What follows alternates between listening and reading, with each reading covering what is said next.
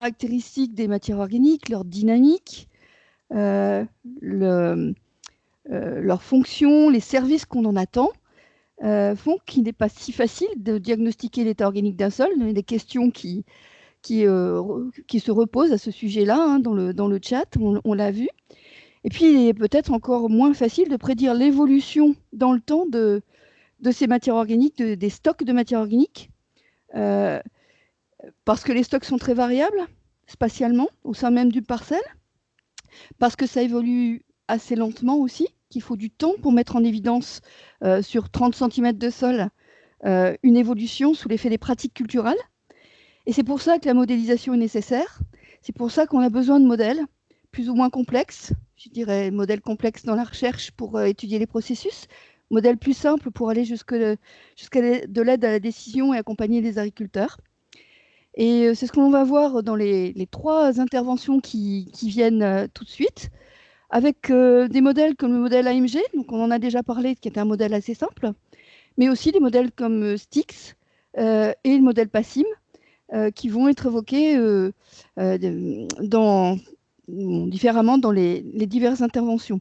Alors, je fais un petit détour du côté du modèle AMG pour signaler en fait que ce modèle, bon, déjà, la modélisation, Hénin et Dupuis, hein, des chercheurs, en avaient déjà eu l'idée en 1945, et le modèle AMG en est un héritier direct. Il était mis au point à la fin des années, à la fin du siècle dernier, on va dire. Et depuis, bien sûr, il a été largement travaillé par la communauté scientifique et puis d'autres organismes. Et depuis 2009, notamment, un consortium AMG a été créé par les 4 organismes fondateurs de ce consortium, qui sont l'INRA, Agrotransfert, Arvalis et le LDR. Et puis, on accueillera bientôt aussi Terrinovia dans ce consortium. Diapo suivante, merci. Et ce consortium, en fait, s'est doté d'outils, alors autour du modèle AMG, comme la base de données AIL, une base de données d'essais de longue durée, et puis d'un outil AMG Recherche qui sert à optimiser le paramétrage du modèle. Et les 2 outils associés permettent de travailler sur l'amélioration du modèle. Et également, le consortium a pour rôle d'accompagner scientifiquement la mise au point d'outils d'aide à la décision qui intègrent le modèle AMG. Alors, Simeos AMG, CH d'Agrotransfert, Simeos AMG d'Arvalis, Proleg de l'INRA, dont on entendra parler tout à l'heure. Voilà. Diapo suivante, merci. Et ce consortium a pour mission de maintenir un cœur de modèle AMG commun à l'ensemble des partenaires, de faciliter son évaluation, son amélioration, sa validation, et de suivre la validation aussi des sorties des OAD, des outils d'aide à la décision, qui sont développés intégrant le modèle AMG. Mais je ne tarderai pas trop à donner la parole maintenant, mais sur le modèle AMG justement, et sur les dernières avancées de ce modèle, donc à Hugues Clivaux et Fabien Ferchaud, pour une quinzaine de minutes. Merci Hugues, merci Fabien. Bonjour Annie, bonjour à tous. Vous m'entendez bien? Oui, oui. Oui, Bonjour. vous m'entendez? Fabien est là? Oui, parfait. Donc on a donc préparé cette présentation en tandem avec Fabien Ferchaud. Donc on va vous présenter cette présentation sur la modélisation de l'évolution du carbone organique dans les sols agricoles, donc à travers les travaux récents autour du modèle AMG. Donc on va vous faire cette présentation en relais. Diapo suivante, merci. Voilà. Donc voilà brièvement le plan. On commencera par un historique qui sera couplé à une description du modèle AMG et de l'évolution de ses paramétrages. On évoquera ensuite les travaux d'évaluation, la version actuellement utilisée du modèle, la version dite V2. Et je passerai ensuite la main à Fabien, qui présentera les derniers développements et améliorations d'AMG, et également un travail sur l'évaluation du modèle sol-plante Styx pour prédire la dynamique du carbone organique du sol. Et enfin, on verra également d'autres travaux en cours et en perspective autour d'AMG. Diapo suivante, s'il vous plaît. Donc voilà, pour commencer, juste dire que le modèle AMG, c'est un modèle simple de bilan du carbone organique du sol à pas de temps annuel. Et AMG tire son origine, mais également son nom d'un travail publié en 1999, donc par André Hulot, Marie et Guérif, dont les initiales forment l'acronyme AMG, voilà, pour ceux qui ne le savaient pas. Et dans cet article, le modèle historique des nains du Puy de 1945 à 2 compartiments. Il a été évalué pour prédire l'évolution des stocks de carbone dans des sols limoneux en Argentine. Et ce travail a ainsi montré les limites de ce modèle à 2 compartiments et proposé un modèle toujours simple et dérivé de ce modèle, mais à 3 compartiments. Donc pour décrire brièvement un peu ces modèles, si on regarde à gauche le modèle des nains du Puy, c'est un modèle dit à 2 compartiments de matière organique, les résidus de culture à gauche, et stock de carbone, l'humus, voilà, qui est le deuxième compartiment. Et donc dans ce modèle, il y a peu de paramètres.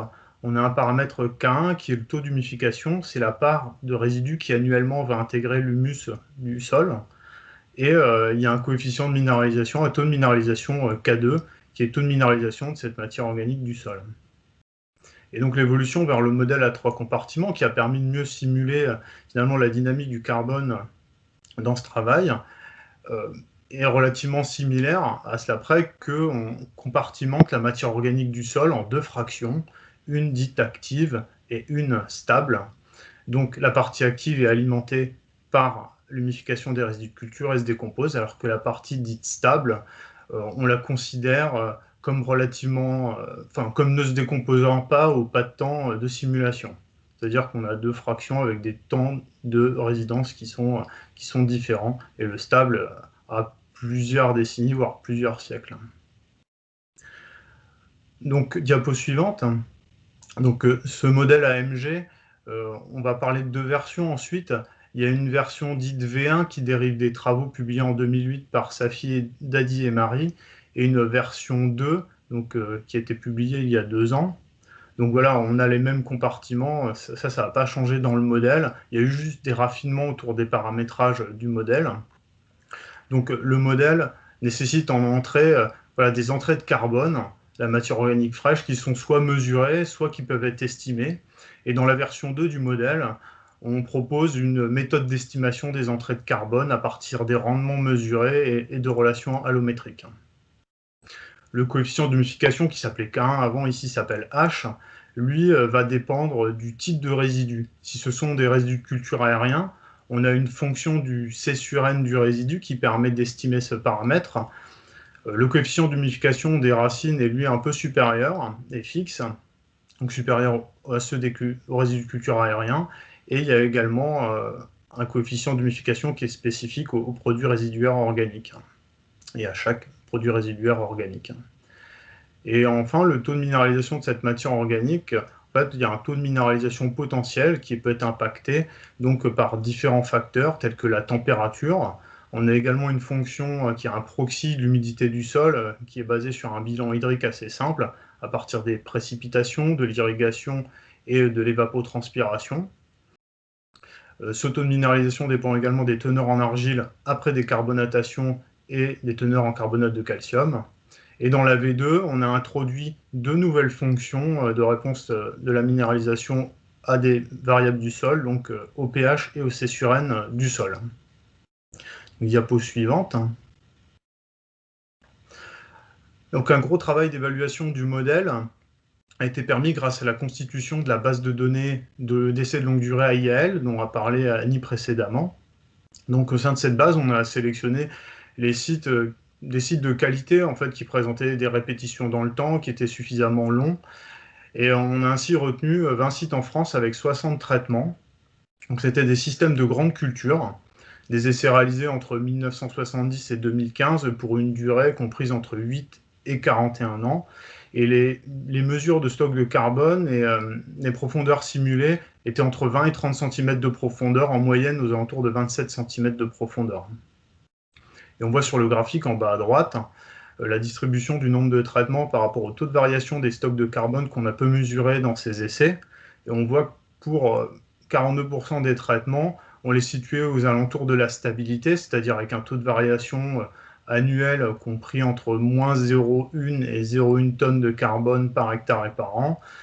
Une assez grosse proportion présentait une décroissance des stocks de carbone et 10% seulement présentaient des variations de stock positives. Donc, diapo suivante. Donc, dans ce travail, on a comparé finalement la version 1 avec la version 2 du modèle. Cette comparaison en fait était basée uniquement sur les fonctions sol, c'est-à-dire que toutes les autres fonctions étaient similaires. On a utilisé la même méthode d'estimation des entrées de carbone. Et donc, ce qu'on peut voir ici, c'est entre donc, le graphique en haut à gauche, AMGV1 et AMGV2 à droite, on voit les stocks de carbone simulés et observés par les deux versions du modèle. Pour le carbone total, donc ce sont les points en bleu foncé, on voit également les stocks de carbone provenant des plantes en C3 et C4. On peut aussi simuler ce carbone C3, C4 grâce aux mesures d'abondance naturelle en 13C dont vous a parlé Claire Chenu plus tôt dans la matinée. Et donc, ce que ce travail a montré sur cette base de données, c'est qu'on avait une amélioration de la simulation des stocks de carbone avec la version 2, avec une diminution de l'erreur du modèle pour prédire ces stocks de carbone, donc une diminution de 3,2 à 2,6 tonnes de carbone par hectare. Et cette erreur du modèle de 2,6 tonnes de carbone par hectare, ça correspond à une erreur relative du modèle de 5,3%, qui est relativement comparable à les erreurs de mesure qu'on peut faire sur des stocks de carbone, des répétitions de mesures de stocks de carbone sur une même parcelle, qui pour ces essais, le coefficient de variation était de 4,3%. On voit en bas, dans le bas de la figure, pour les deux modèles, on voit que ce modèle qui ne présentait pas de biais ne présente pas non plus de dérives significatives au cours du temps. Donc on voit finalement l'erreur du modèle en fonction de la durée des expérimentations, donc qui ne présente pas de dérive au cours du temps. Et ce travail a surtout montré que les sources d'incertitude majeures qui restaient pour la modélisation, c'était l'estimation des entrées de carbone, et notamment les entrées racinaires, mais également la taille des compartiments stables et actifs et leur initialisation donc, dans le modèle, en entrée du modèle. Diapo suivante. Donc voilà un autre travail autour de la version 2 du modèle qui a été récemment utilisé sur des essais de longue durée avec des amendements organiques, donc sur des essais en France, Norvège, Royaume-Uni et Suède, donc plutôt du nord de l'Europe. C'est un travail qui a été publié en 2020 par Florent Levavasseur et collaborateurs. Donc ici, le modèle V2 a été utilisé pour simuler 7 sites en grande culture avec 48 traitements et des types d'amendements organiques variés, des fumiers, des composts, des biodéchets, etc. Et le résultat de ce travail montre que la version V2 du modèle, associée à la détermination d'un paramétrage spécifique du coefficient d'humidification pour chaque produit résiduaire organique, permet de bien simuler les différentiels de stock entre des sols témoins et des sols amendés, et cela avec une erreur moyenne de 3 tonnes de carbone par hectare, donc pour le différentiel de stock, ce qui correspond environ à une erreur de 30% sur l'estimation du différentiel de stock. Diapo suivante. Et donc un dernier travail où la version 2 d'AMG a été mobilisée dans le cadre d'un projet international d'intercomparaison de modèles, le projet CNMIP. Dans ce projet, il y a 7 essais de longue durée européens en jachernus, c'est d'ailleurs sans entrée de carbone, donc sur 6 sites de 29 à 79 ans, qui ont été simulés par 26 modèles différents. Donc on peut voir sur la carte à gauche ces sites qui étaient situés en Russie, Suède, Danemark, Angleterre et en France. Et donc ce qu'on voit sur le graphique du milieu, ce sont les stocks de carbone observés et simulés par le modèle M22 qui est le modèle AMG. Et donc dans ce travail, on a pu montrer encore une fois la bonne capacité du modèle à simuler la décroissance des stocks de carbone en jachère nue. C'est-à-dire là, on fait finalement un focus sur uniquement la minéralisation de la matière organique du sol. Et on avait une erreur relative moyenne du modèle de 7,9%. Et AMG s'est trouvé avec le meilleur modèle en paramétrage par défaut, c'est-à-dire juste avec les informations des caractéristiques initiales du sol et du climat, et sans aucune optimisation et en paramétrage donc standard. Et on a également montré qu'une optimisation de la taille des compartiments stables et actifs de la matière organique du sol à l'initialisation du modèle permettait encore d'améliorer ses performances et de réduire quasiment de moitié l'erreur du modèle. Voilà. Et ce sont notamment ces dynamiques de décroissance du carbone en sol nu qui ont permis d'estimer la taille du compartiment stable de la matière organique pour ces différents essais. Et ces essais ont ainsi servi à constituer un jeu de données d'apprentissage, un modèle de prédiction de ce carbone stable basé sur la méthode par pyrolyse Rockeval, dont va maintenant vous parler Fabien, à qui je passe donc la main. Merci Hugues. Diapo suivante. Donc effectivement, donc l'analyse thermique Rockeval, c'est une méthode d'évaluation de la stabilité thermique du carbone organique du sol. Et nous avons, dans le cadre du projet StoreSolSea, entamé une collaboration avec en particulier Pierre Barré et Laurix Cessillon qui travaillent sur cette méthode pour voir si elle pouvait permettre d'estimer la proportion de carbone stable initiale en entrée du modèle AMG. Et donc pour cela, nous sommes allés chercher des sites issus de la base d'évaluation du modèle pour lesquels nous avions en archive des sols, des échantillons de sols initiaux. Et donc on en a trouvé 7 dans un premier temps, il y en a 2 qui ont été rajoutés depuis. Et donc ces sites ont été analysés en Rockeval et nous avons réalisé des simulations AMG avec 3 types de simulations. Les simulations par défaut, les simulations en initialisant la taille du pool stable à partir de l'analyse Rockeval, et des simulations où on a optimisé pour chaque site la taille de ce pool. Et donc ce que vous avez dans le petit tableau à gauche, vous pouvez voir l'erreur du modèle. Et en fait, en utilisant la méthode Rockeval pour initialiser la taille du pool stable, on améliore la précision du modèle, on diminue l'erreur, sachant que dans la version par défaut, la taille du pool stable, la proportion initiale est de 65% pour tous les sites. Et en fait, quand on compare, donc ça c'est le graphique de droite, quand on compare cette proportion de carbone stable initiale optimisée par AMG en abscisse à celle qui est prédite par le modèle Rockeval, on a une très bonne corrélation.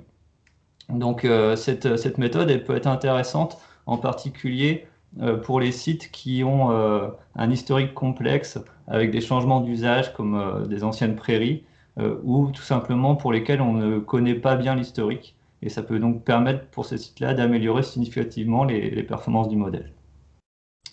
Il y a un article en préparation sur ce travail. Diapo suivante, s'il vous plaît.